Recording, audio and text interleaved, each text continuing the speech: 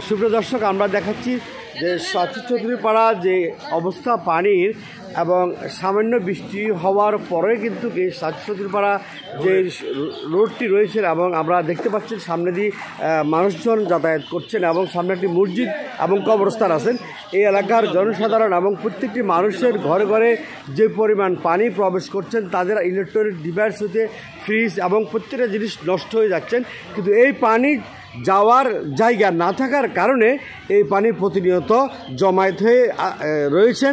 আমরা যেটুকু জানতে পারলাম এই এলাকার জনসাধারণ থেকে, তারা বারবারই বলছেন যে পানি নামার কোনো রাস্তা নাই। যেই সকল ড্রেন নর্দ নালাগুলা রয়েছে, খালগুলো রয়েছে, সেগুলো সব ভরাট এবং এই খালগুলার কারণেই খালগুলার কারণে পানি প্রতিনিয়ত জমায়েত হয়েছে।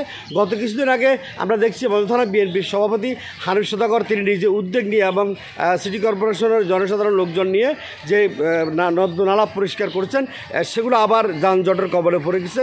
সেগুলো আবার এলাকার জনসাধারণ কিন্তু জাম করে ফেলছে।